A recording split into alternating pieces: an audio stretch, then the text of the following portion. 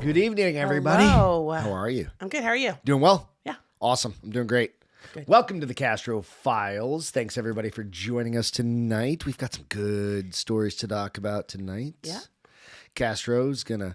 By the way, I don't think we've ever told anybody where we got the name, the Castro Files. So, where do we get that? That's my maiden name. It's Beth's maiden name. So, we just came up with the Castro Files. So, I figured I'd throw that in there real quick. Yeah. I don't think we'd have ever explained that. I wrangled you into the paranormal world. Where does the Castro Files come from? Yeah. Beth's middle name now. It's my middle name. Yep. Elizabeth Castro LaMontagne. So, thank you again for joining us. Longest name ever. Thank you so much for joining us. Go out, share, like, subscribe on YouTube if you don't mind. Also, check us out on iTunes and Spotify. Give us a little review out there if you don't mind. Real quick, before we jump into everything, we definitely want to share that we have a little store that we can share out some of the kind of cool drawings, cool things that we, shirts, designs, different things like that. So you go out to minorleaguestudios.com and then you'll go into the shop section and you'll see the drop down kind of in there for the Castro Files. We've got things from like tumblers, iPhone cases, shirts, hats. The hat's coffee awesome. Cups. I love the hat. The coffee cup. There's a wine tumbler. I want that tumbler. We need to get. We really should have. Need that in my life. We have our own store, but we haven't even got. We haven't have got the tumbler. Waiting. We just haven't. We need to get it. There's some other really great shirts out there that you can go out and check out. So also. Any of the audio shows that you listen to out here, you can find them on The Bar is Open with Beth and Greg. Yes. On any of your places you want to see them. So with that, with the business out of the way, let's jump into the story. We're going into an alien close encounter week. Yes. For your story tonight, Yep. and then so we'll post yours on Sunday night, right? And then we'll post mine on Tuesday. So right. More to come for mine on the next episode. But go ahead, jump into it. So this is a story I got off of City Beat. It was written by Christopher Kemp, and it's a cover story called "A Close Encounter with Jerry Black." Jerry Black. Jerry Black. So Jerry Black is looking for UFOs. A sighting has been reported somewhere over rural Blanchester, and as the cool field grows dark, he monitors the sky expectantly. For Black, maybe tonight will be the night. Perhaps, for just an instant, he'll see something unusual moving above the tree line, blotting out the clean, bright stars. More likely, though, like last night and the night before, he'll see nothing. So, this gentleman's older, so he's a little bit older, and this article's a little bit older, but it was still a really good article, so I wanted to share. Blanding, soft-spoken, vows drawn out by living in the country, Black has been investigating UFOs for more than 40 years. Ooh. He met his wife in 1973 after she claimed she was abducted by aliens. Together, cool. They've collected thousands of local eyewitness accounts of UFO sightings and other close encounters. So we do have a picture. So usually when you think about like UFO investigators, or you called them ufologists. Yeah. That's what it was. Typically like Men in Black, the movie, you know, right? with Will Smith and the little taser thing in front of your eyes. Yeah. So taser? I don't know if that's the right word. Whatever. Taser, laser. They make blinky you forget. Light. So that's typically what you think of. This gentleman looks nothing like that. He's very unsuspecting. Yeah. He's like an average kind of grandfather-ish looking guy. Yes, exactly. And there's a picture. We have a picture of him as well. Yep.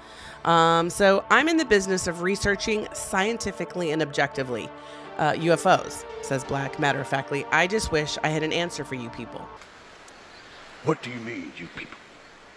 I wish I could tell you that UFOs are, nothing to worry about. But they've frightened a lot of people. They scare a lot of us.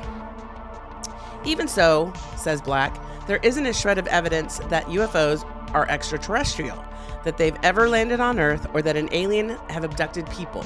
In 92% of cases, UFOs reported by rattle eyewitnesses turn out to be aircraft, mistaken celestial bodies, and other natural phenomenon or elaborate hoaxes, he says. Maybe even balloons. Yeah, maybe. But that still leaves 8%, and it's those remaining cases, the ones that cannot be explained easily, that most interest Jerry Black. For 4 decades, he's tried to expose the hoaxes, the false claims, and the lackluster investigating, and focus on the cases that, even though through investigation, cannot be explained. Okay. The industry has kind of gone to pot, said 61-year-old Black. It seems like everybody out there is more interested in money than telling the truth about UFOs.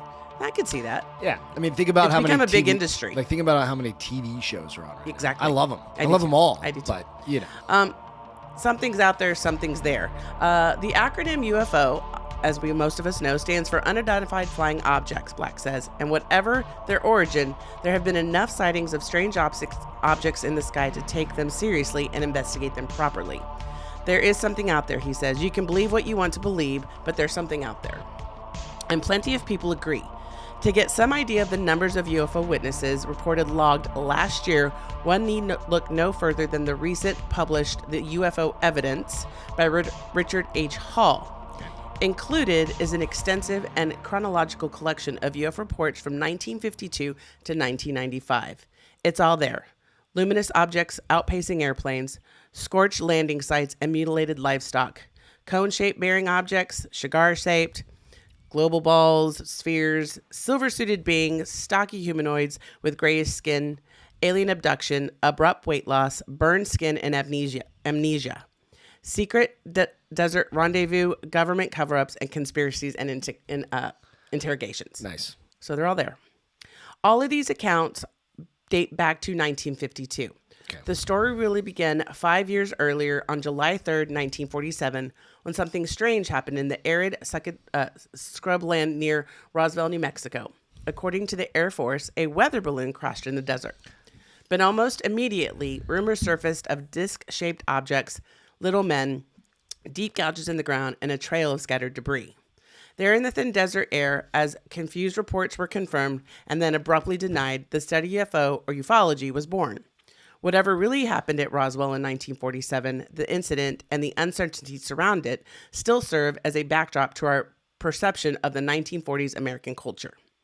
The same year, the House UN American Activities Committee convened to blacklist suspected communists. The CIA was informed, and the Cold War began in earnest. That's a lot of words. It's a lot. So, yeah. So- when you're thinking about it, So Roswell happened, but then so did... yeah, when you're thinking about those things, right, you got to kind of go, where did it start? 1942? 47. 47. So you go back. Remember, now it's still all undercover. Like, we still aren't seeing things. And they leaked some things, Right. like, what, They're last starting year to, or yeah. whatever. 20, And that was 2020, was it I thought. I think 2020, so. 2021? It was a leak that happened. Oh. It wasn't like the know government that. I thought they straight just up released came it. out. It was a leak. Okay. Right? So you're starting to find some things like this that, all right, now we start getting into some stuff. Right.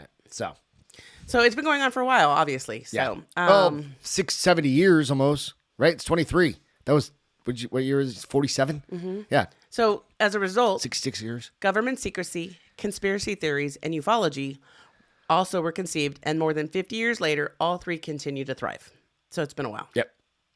And probably even longer since when this article was written. It's probably closer to 60 Again, years. yeah, like the government, they've been doing this stuff for even before. They're not going to tell you. No. Like, it's the stealth program, right? You didn't know about the stealth program. We didn't know about that Forever. till 20 years after it Yeah. was already done, right? Yeah. So We this- need our tinfoil hats on. Right? Sorry. Today, there's even musicals based on the Roswell incident, imaginally titled Roswell the Musical, a musical comedy drama in 2 acts. It's expected to open for a 5th season this year at Roswell Amphitheater. On TV, there's a WB cult favorite, Roswell, which I did watch. You did? Uh-huh. Nice. Full of teenage angst set to modern rock soundtrack. So I very much remember like it? that show. Yeah. And they've redone it. There's another one that you can follow. I think it's on Netflix or something. So the CW redid it again. As for Jerry Black, his interest in UFOs began not too long after Roswell in the mid-1950s while still attending Hughes High School in Clifton. Okay. I was actually researching and investigating UFOs when I was 16 years old, Black recalls. I was tremendously interested in UFOs. Fellow students and teachers alike knew Black was the school's resident expert. I wasn't interested in the Buck Rogers stuff or whatever, he says. It really leaves me at an odd to explain my interest in the subject. Yeah. To properly investigate cases, Black had assembled what he calls a little empire. Its inhabitants included photographic experts, soil analysts, psychologists, other UFO investigators and staff in the air traffic control towers of both Lucan and Cincinnati, Northern Kentucky airports who can verify sightings. This is when he was a kid. Yeah. He was 16? He was 16. Yeah. That's kind of cool. Yeah. Black says that besides collecting thousands of eyewitness accounts, he has thoroughly investigated as many as 15 to 20 UFO sightings or alien abduction claims. In 1988, he had his own sighting of a strange luminous object while driving along a dark highway with his wife. Recalling an earlier investigation, Black says one of his school teachers claimed she was seeing UFOs regularly, always from the same window of her house. On visiting the teacher, Black was surprised by what he found. Yeah. I saw what I perceived to be the moon, a full moon, he says. Disappointed, Black said he told the teacher that the bright object above the treetop was just the moon. She gets real close, he says, and she whispers in my ear, "How do you know it's the moon?" You know. It comes. It's every 30 days. It's there. It's weird. It's like, why every 30 days the moon's there, right? Can't get rid of it. I mean, it's or that object and it's cheese. It's space Right, cheese. right. Yeah, absolutely. During the late 1980s, Black researched a multi-publicized spate of UFO sightings in Gulf Breeze, a sun-drenched coastal town of Florida's panhandle near Pensacola. Beginning in November 1987, Gulf Breeze resident Ed Walters captured images that clearly showed a bright lit disc suspended in the night sky. Over the next few years, Walters took several other photographs and also claimed he was being abducted by aliens on a regular basis. Black says, "Gulf Breeze cost me $2,000 to $4,000 and I didn't even leave my house. I spent 4.5 years and almost lost my wife over it. Seriously, because I spent so much time and so much money, I became obsessed with the Gulf Breeze sightings." I'm very tongue-tied today. It's all right. So real quick, was he just? Hold on. Just give me, you'll see. Black says Walters photographic homemade UFO models and then double exposed the film to make it appear as if the UFO was flying over the trees near his house. I was like, he's going to the bar and he's just blacking out. Right? No, he's He was a little he was making these. conniver. He said, "We found one of the models in his home after he moved," Black says. He took a picture of himself of this model with light underneath it and then left it in the camera, went outside, took a picture of the night sky, and there it was, a UFO. So he was fabricating it. Double explosion. Yeah. The Gulf Breeze sightings and those of Black school teachers represent the 92% of cases that can be explained with careful investigation, whether by untangling well-wrought hoaxes or trying to make sense of confused eyewitness accounts. Most of Black's other cases have been resolved too. But in 1976, after 20 years of researching UFOs, Black finally worked on a case that couldn't be solved, a case that still baffles him today. And this case is what made me find this article, because I was very interested and I kind of started. This particular one yes. that he couldn't, let's get into it. Couldn't debunk necessarily. Right. So in 1976, after 20 years of researching, I already read the part. On January 6th, 1976, at about 11:15 p.m., driver Louise Smith and passenger Mona Stafford and Elaine Thomas were traveling along U.S. Route 27 in Stanford, Kentucky, about an hour south of Lexington, when they claimed they were abducted by aliens. And we do have a picture of the three women. Cool. The women in Kentucky were driving down the highway in 1976, coming back from leaving the Redwood restaurant, Black says quietly. They were leaving the restaurant in a very happy mood because they had just celebrated his Mona's birthday. All of a sudden, they saw this object in the sky, which they perceived to be an airplane on fire. The object appeared to be red in color and dropping down from the sky. The assumption was, as the airplane was on fire, they were bracing themselves to see if it was going to crash somewhere near them. Yeah. All of a sudden, the object stopped on a dime. That's one of the characteristics of UFOs that we don't have. When the disc-shaped UFO, clearly visible through the side window of Smith's 1967 Chevy Nova, the car began to accelerate, Black says. Although Smith took her foot off the gas pedal, the car continued to go faster, reaching speeds of 85 miles per hour. As Smith struggled to control the car, the women never lost sight of the brightly lit UFO, keeping pace with them over the treetops. It hung right above the trees, less than, 100 feet in the air, the women said. They were terrified. It went behind the car, revolving lights going around. These were yellow lights. Took the car and pulled it backwards. So it's, even though it's going 80 miles an hour, it's still pulling it back. Well, yeah. I mean, they're hauling ass yes, down the road, basically. Exactly. Yeah. And we do have a picture of their There's a depiction, picture of the yeah. depiction, of the event. Right. As it would be. According to Black, the women later recall that when the car was pulled backwards, we could feel the bumps in the roads. And they named some locations. It says, like at Fisher's or whatever. They saw a blue light come into the car, says Black, and Louise, the driver, said, "Oh, it's the highway patrol." But as it turned out, it wasn't the highway patrol. The blue light was a UFO, so the lights were changing colors. Unless on the them. highway patrol has a tractor beam, Right. Or something, we were talking Star Trek before the show. You know what I mean? Like something like that that can pull them back in. I don't think that's the case, right? Right. So Or they thought it ships. was I think they were hoping it was highway patrol. yeah. The next thing they remember, they were back on the highway, riding in the car. They were quite hot, like they had just been subject to extreme heat or put under a sun lamp or whatever. They got back home. They realized they had lost an hour and 25 minutes worth of time. Interesting. The women, burned and shaken, immediately went to a neighbor's house, says Black, and the neighbor told them to draw what they had seen and write down what they could remember about the incident. We came into the case several months later, he recalls. We contacted the women. They were, of course, reluctant at first to talk to us, and we finally convinced them with my wife coming down. Black says his wife believes she was abducted by aliens in 1973, and by relating her own abduction experience to the women, she gained their trust. During the investigation, Black subjected all 3 women to lie detector tests or polygraphs, and they all passed. Under hypnosis, all three women claimed that they were taken aboard this object and given a physical examination. Elaine was put in a glass tube or cubicle.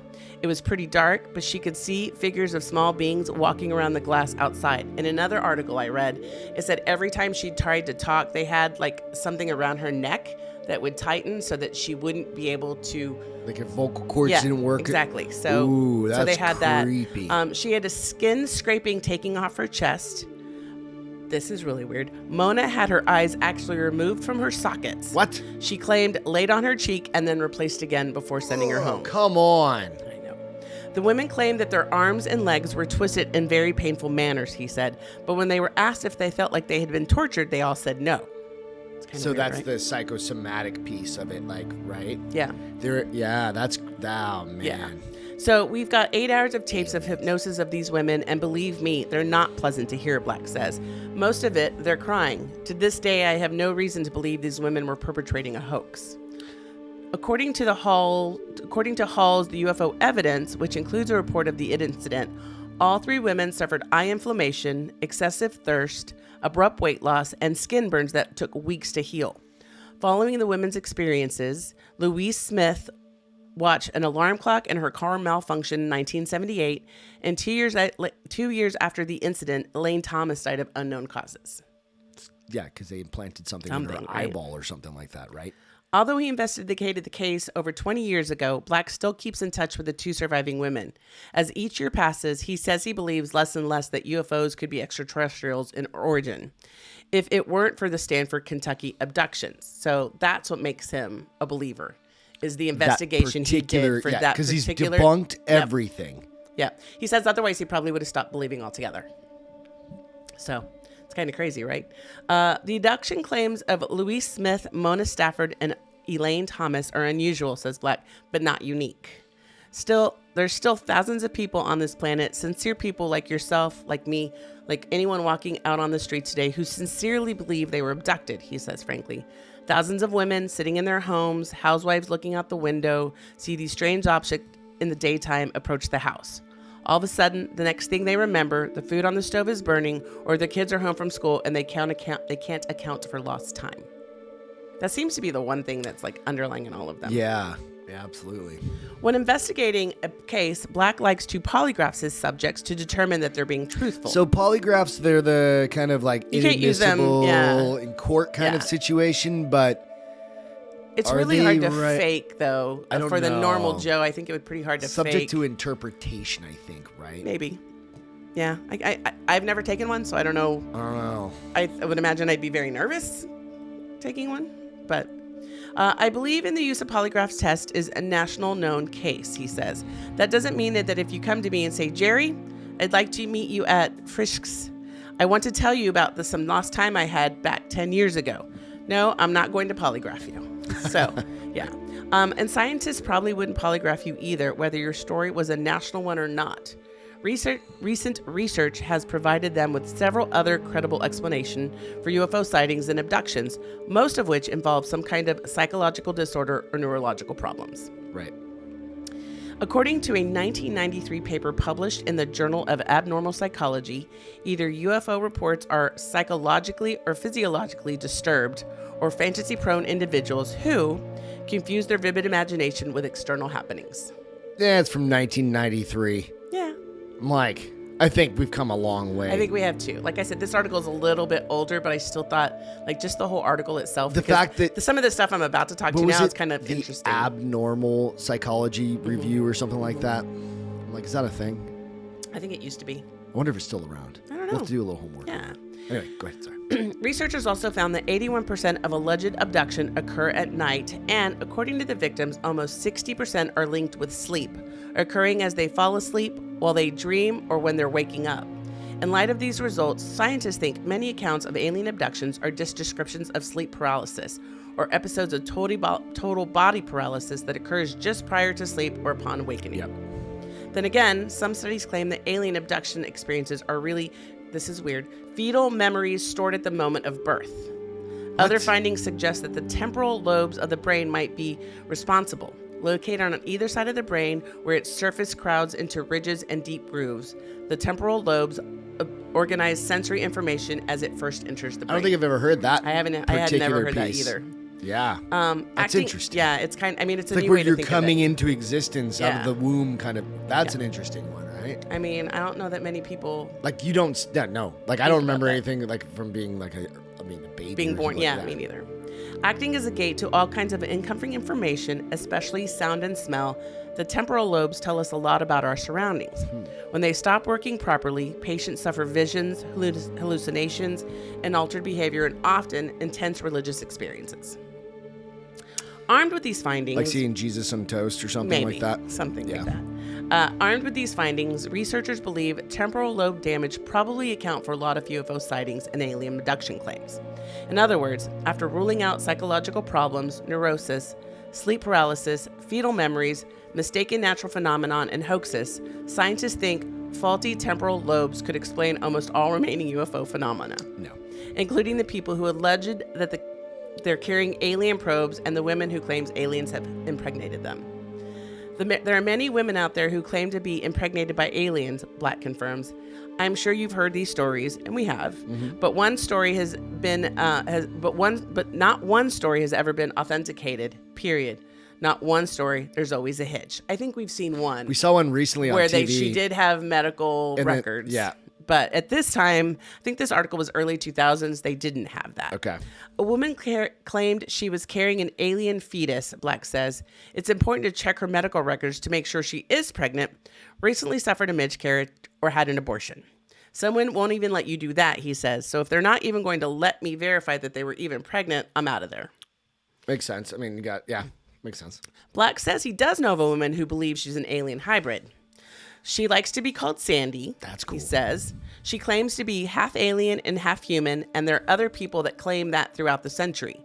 She claims that she was involved in that crash at Roswell, and she doesn't want to be here. She wants to go back with her people, but they won't let her come back. She has a mission to do. When she's got the eyes that blink like horizontally, like under like. That's funny. That's exactly what happened they in blink Blend this and way, Mac. and then they blink this way. The right? very first guy. Yeah. That was what he did. But remember that, according to scientists, Sandy is physiologically or psychologically disturbed, a fantasy-prone individual, or is suffering fairly extensive temporal lobe damage. Regardless, it doesn't look good for her. So, I imagine discrediting it. Yeah, I like, imagine there's probably tests that could be like, nope, you're 100% human. Yeah, your DNA, perhaps. Yeah. But the psychological and neurological, those words are really hard to say after a while. Explanations for UFO phenomenon don't explain every single case. For one, they do nothing to address the UFO sightings that involve whole crowds, because there's been times where groups of people have seen them. Yep. Michael Pirsner thinks he has the answer to this. A professor of psychology and neuroscience at Laurentine University in Canada believes UFOs, or luminous anomalies as he calls them, are generated by movement or stress in the Earth's tectonic plates. Stop it. No, it's kind of cool, but I'm like, Persinger has been studying the link between earthquakes and UFOs since the late 1960s, and says there's often an increase in the number of UFO sightings in the 6-month period leading up to an earthquake. okay. I didn't even begin looking at UFO phenomena, he says. I'm primarily interested in luminous displays as predictors of earthquakes, which are very difficult to predict. Right. Appearing as strange lights, luminous displays can move around, change color, rotate, and even change shape, he says, but they're not UFOs. Instead, they're little pockets of electromagnetic energy produced when the energy that has been built in the Earth's crust is released through a natural fault line. So luminous displays. Yes. So this is, the 10th or 11th of February. There was the earthquakes that happened where in Syria and Turkey. Mm-hmm. And there's a video before all the earthquakes happened that like their birds were all going crazy, right? So there is definitely something that physically happens to the atmosphere. Yeah, they can tune into that sort of thing, but I've never heard of luminous displays before. That's a new one. That is a new one, well. and it's kind of a cool theory, yeah, if you will. I don't know that I necessarily agree that that's like what's making people. I was almost going to say something bad, but it's almost messing with the electromagnetic environment or something like that, right? It'd be interesting to go back and see, like, in the earthquakes that have occurred over the last was there something 20 years, to that? was there a high EMP sighting, or something like UFO that? Yeah. sightings that were occurring the 6 months prior to it, like he suggests. That's interesting. Yeah, interesting. Let's see. Their color reflects their temperature, he says. If they rotate, different areas will have different temperatures and different colors, which to the naive eye may be perceived as a craft or whatever. So he's still saying perhaps, yeah. A paper published in the journal Perceptual and Motor Skills, Persinger writes that the short pulse of energy that causes strange moving lights in the sky might also be powerful enough to affect the temporal lobes of the brain, triggering an imaginary abduction experience. I don't know if I necessarily agree with that. I don't know why you'd get temporal lobe damage from just your this energy. If it's a big enough pulse or something, I don't know. Maybe. The government has directed energy weapons, right? Yeah. Like microwave. Who knows, right? Right. There's weird things that we just don't know about. Right. And it could be, we don't even know how deep, like we've never even been to the bottom of the ocean. Right. Certain things like that, right? Like there's certain things that happen. We don't know what we don't know. Yeah. Right. The movement of these phenomenons follow local fault lines or other strain release mechanisms, he says. That's why you often find them along riverbeds. And of course, very often riverbeds become paths, paths become trails, and trails become the highway. He says, very often you find these luminous displays moving along with cars, and the way they interact with cars simply reflects the, I don't even know how to say this word, derelict and conductive characteristics of a car as it travels. Okay. Lights like these are often seen in California, where there are lots of fault lines, and also were reported in an Indian reservation before the 1980s eruption of Mount St. Helen in Washington state. Beginning in November 1981 and continuing for several years, residents of Halsdalen, Norway, reported sightings hundreds of luminous displays, which were also accompanied by an audible underground rumbling. Most recently, after the Turkish earthquake in August of 99, which just happened again, they claim more than 7,000 lives. So we know that the earthquakes that happened in Turkey have been devastating. Says, afterwards, our lab was inundated with requests from scientists in Turkey, he says, pointing out that for 2 weeks before the big event, fishermen reporting their nets being burned and bizarre lights in the sky and strange vibrations of all kinds of things going on. That's an interesting, yeah. So that's where he's correlating that they go together. Connection piece, yeah. Persinger hopes one day his research will be used to predict earthquakes, allowing those in danger to evacuate the affected areas ahead of time. That would be really cool. Yeah. Let's see. Meanwhile, as a night cools the dusty fields and the yellow rows of corn, back to Jerry Black will continue to search the sky over Blanchester for anything unusual. He says it's a good place for a UFO investigator to live, away from the city lights and the highway where the sky is clear. He'll continue to collect reports of UFO sightings, to adding to the thousands he already managed to accumulate over the last 4 decades. It is possible that some of those were just luminous anomalies caused by slow cooling of the Earth, and maybe others were imagined by psychologically disturbed or fantasy-prone individuals, or products of faulty temporal lobes misfiring as they relay information around the brain. Right. Then again, maybe some of them weren't. Exactly. Yeah. So There's a lot of great theories to think about in this article. That article has all sorts of different ways. Things that I've never even heard like of before. to debunk things or to think of outside of it.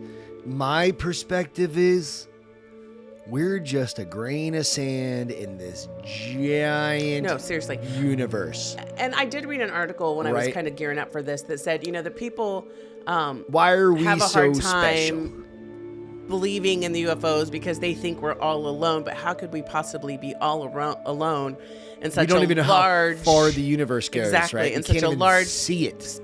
expansive space, Right. that we aren't familiar with most of it. Right. We're familiar with a very small pocket of it. It's crazy, right? Yeah. There could be. It is Men in Black. Everybody's seen the intro where it's like bigger, Yep. and it's like, and maybe we're just in this little crystal ball Yep. around a cat's neck. Yeah. Maybe. I don't know. It's crazy. I don't know. But I really like that article. was a great Plus, article, it was yeah. it was a great story. I really liked that. So story yeah, with it kind the of goes girls. back to the guys just collecting things. Like he's just collecting stories. He's trying to understand it. debunk Yeah. or prove Right. the existence of Absolutely. UFOs and alien abductions. Absolutely. So, you're So- taking massive notes. Excuse me. So one of the things I was thinking of is I wonder if the tapes that you talked about earlier in the thing. The 8 hours that they have yeah, with those I women. wonder if those are available somewhere. I don't know that I'd want to listen to them though. Just out because on, we've like, heard YouTube we or watched the one where the guy wrote about his and became a really Benny Hill? no Or that one? no I don't know I can't remember his Barney name, Hill. but he wrote the book and it's got the cover of the alien Oh, that yeah, he yeah. saw. We started listening. They started playing the videos, hypnosis videos or tape recordings, screaming, and like he finally asked them to stop, that he couldn't do it, and I was like, oh thank Lord, because I don't think I could have been able to listen to like minutes of that, because he was truly terrified, yeah, in absolutely. those videos. So I imagine that's probably the same thing. Absolutely. The other thing you kind of keyed on was the lost time piece. Yeah. That's a big piece, right? Yeah. So again, you could almost equate it if you're having like night terrors or something. Right. Or what is it called when you become sleep paralysis? Sleep paralysis, right. Right. And you go through that or something like that, right? But in the next episode that we do, I'm going to tell a quick little story about my mom up in the Adirondack Mountains of New York. And then I'm going to get into another alien story. I don't think my mom was abducted. Maybe she was. I don't know. But, it runs in the family. You can go back and check out one of the episodes where my aunts were, they found it.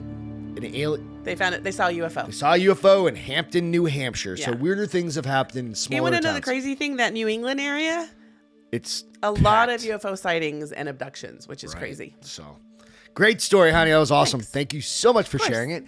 Thank you all so much for tuning into this episode. Make sure you go out, subscribe to the Castro Files. Again, check us out on The Bar is Open with Beth and Greg. That's where we post the audio to this. Yep. And we'll see you next time. Thanks so much. Yeah, thanks, guys. Cheers. Bye.